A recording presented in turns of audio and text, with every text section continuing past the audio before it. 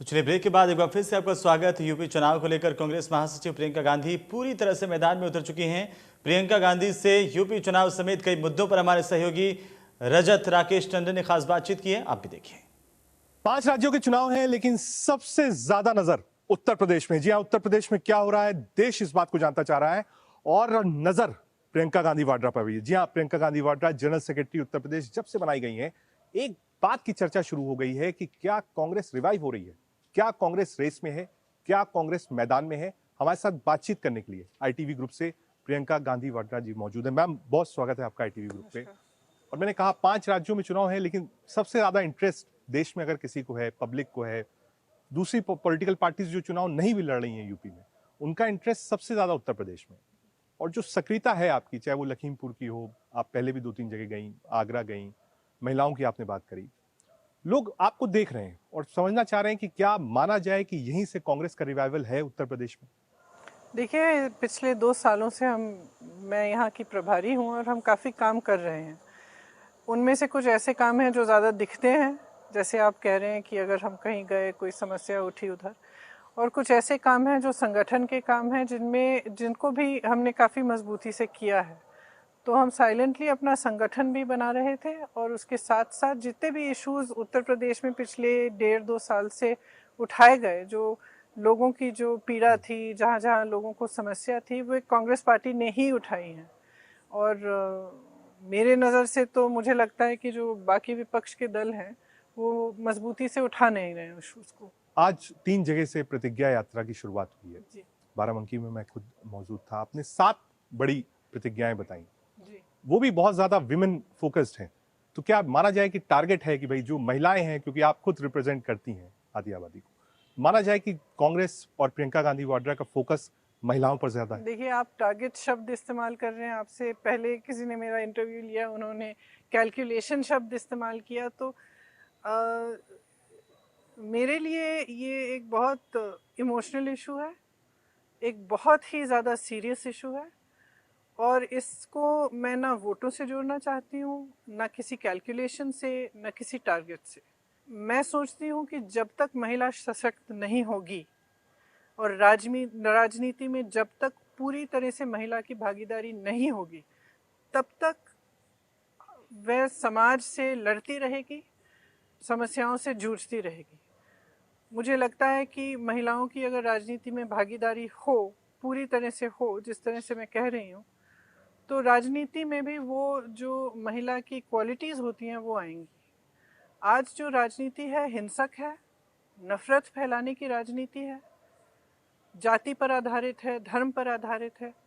अगर विकास, आगे बढ़ने की राजनीति हम चाहते हैं और हम एक ऐसी राजनीति चाहते हैं जो लोगों की समस्याओं को समझकर उन्हें सुलझाने की कोशिश करे, करुणा के साथ, सेवा भाव के साथ, तो मेरे ख्याल से महिलाओं से अच्छा कोई नहीं है इसके। मैम, महिलाओं के लिए आपने कहा कि 40% टोटल सीट्स आप देंगी, लगभग कैलकुलेशन में 160-161 के करीब आएगा। इलेक्ट्रिक स्कूटी का भी वादा आपने किया है और साथ ही साथ आपने वादा स्मार्टफोन्स का भी किया है। तो लगभग हम अब जो भी चुनाव देखते हैं, क्योंकि दिल्ली में हमने देखा, तमिलनाडु में ये कल्चर बहुत पहले से था कि लोग कहते हैं कि साहब चुनाव से पहले वादों की एक बड़ी झड़ी होती है जिससे लोग आकर्षित होते हैं, और इसकी चर्चा भी है। इसके पीछे आप सोच को समझिए। जैसे मैंने कहा, मुझे लगता है कि अगर महिलाओं की पूरी तरह से राजनीति में भागीदारी नहीं होगी, तब तक समाज नहीं बदलेगा। एक महिला को कुछ हो गया, अत्याचार किया किसी ने, वो अगर उसकी विधायक अगर महिला है तो उसके पास जाएगी, उसकी समस्या को सुलझाने का एक अलग ढंग होगा, क्योंकि कि एक महिला के संघर्ष को समझती है।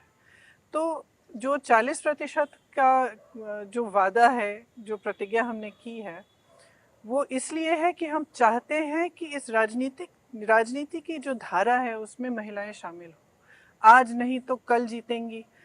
महिला अगर सक्षम होगी, हम उसको मदद करके, समर्थन देकर लड़ने का हम मौका देंगे, तभी तो वो आगे बढ़ सकती है। दूसरा, आपने कहा कि स्मार्टफोन वगैरह, और आपने इसकी तुलना जो साउथ में राजनीति की है उससे की।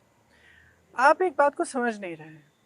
आज मैं कुछ उदाहरण के तौर पे मैं आपको बताती हूँ कि मैं कुछ छात्राओं से मिली लखनऊ में। जब मैं आगरा जा रही थी तो मैं गाड़ी को रोका था, तो छात्राओं से मिली। और उनसे बातचीत में ये बात आई कि मोबाइल फोन सुरक्षा का एक माध्यम है आज। ठीक।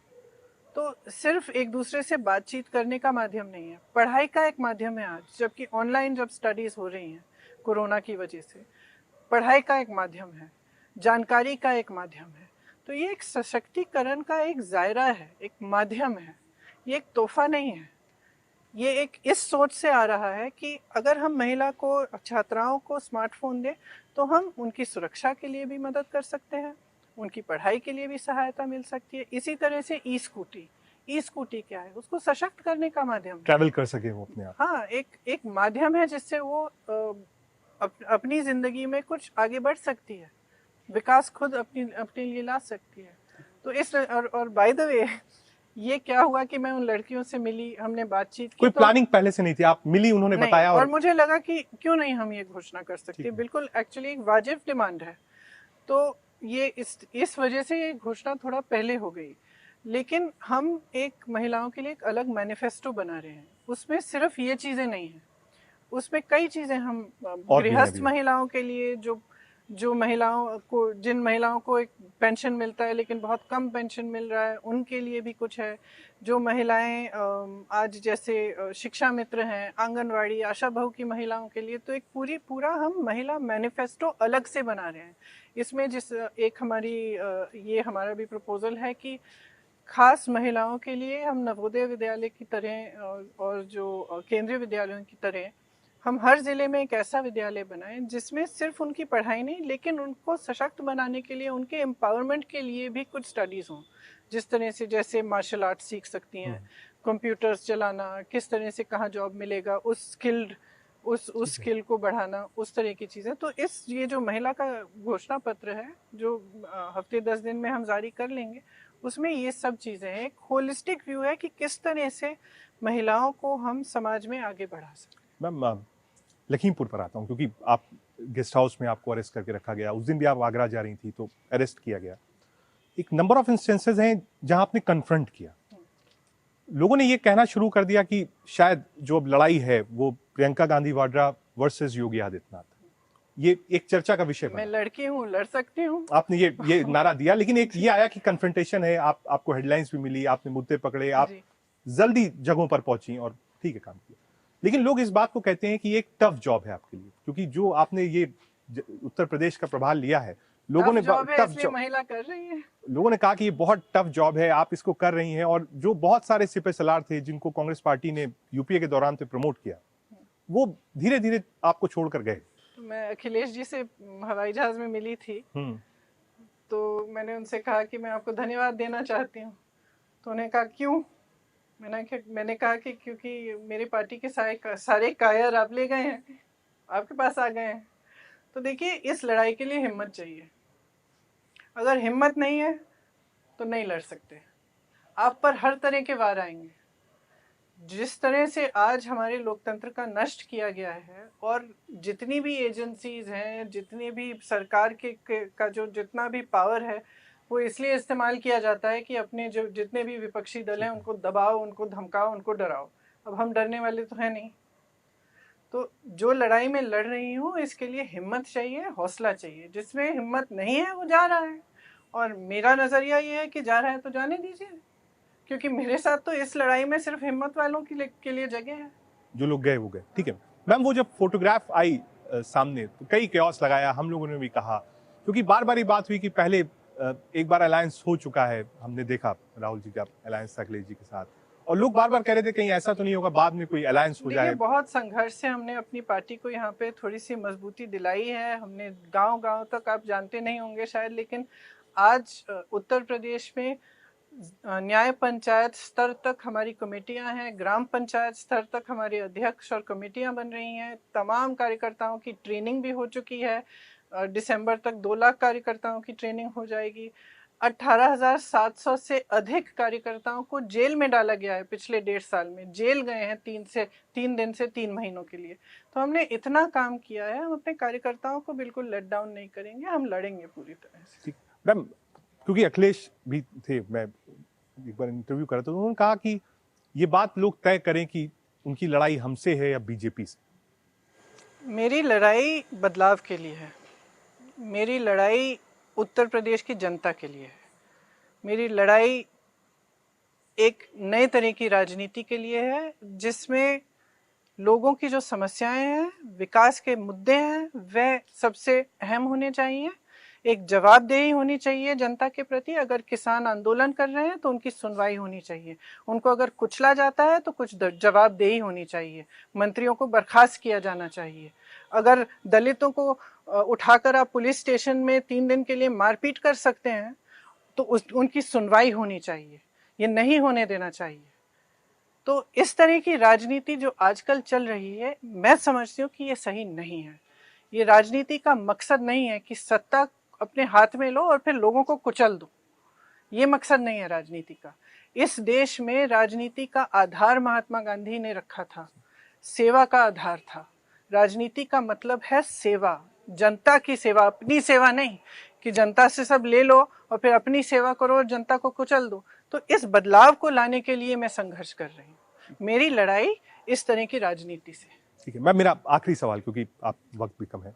पहला पार्ट सवाल का मैम ये कि जब लोकसभा चुनाव थे तो इस बात की चर्चा थी कि आप बनारस से लड़ सकती हैं। अभी भी लोग कहते हैं कि रायबरेली की सीट है, अमेठी की सीट है, तो आप चुनाव लड़ेंगी कि नहीं? और दूसरा, आप इतने समय से हैं, लीडर्स से मिली, आप गांव में गई, शहरों में गई, रोड शोज किया, मंदिर में गई, सब जगह गई आप पार्टी को अब कहां देखती हैं इस चुनाव में? जैसे अखिलेश ने कहा मेरा 400 टारगेट है, बीजेपी हमेशा एक टारगेट बताती है कि हम इतनी सीट जीत जाएंगे। आपका टारगेट क्या है? कांग्रेस पार्टी कितनी सीट? मैं ज्योतिषी नहीं हूँ कि मैं बोलूँ कि कितने सीट जीतूंगी। और जैसे मैंने कहा, मेरे लिए राजनीति कैलकुलेशन नहीं है कि मैं इतने सीट जीतूंगी, उतने सीट मेरी पार्टी जीतेगी, ये नहीं है। मैं संघर्ष कर रही हूँ, लड़ रही हूँ। आप खुद कह रहे हैं कि अखिलेश जी, मायावती जी दिख नहीं रहे हैं क्योंकि लड़ नहीं रहे हैं। मेरे मन में ये, अगर हमारी पार्टी को जीतना है तो लड़ना पड़ेगा।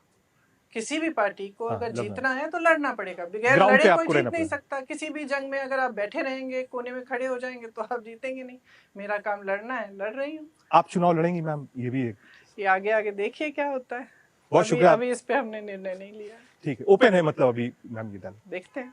बहुत शुक्रिया हमसे बातचीत करने के लिए प्रियंका गांधी वाड्रा जी। और बेबाकी से उन्होंने बताया कि वो ग्राउंड पर हैं, लड़ रही हैं, मुद्दों के साथ लड़ रही हैं। और बड़ी बात उन्होंने ये बोली कि जो लोग पार्टी छोड़ के गए हैं वो शायद इस काबिल नहीं थे और डरते थे। जो बात राहुल गांधी ने कही थी कि जो डरते हैं वही छोड़कर जाते हैं।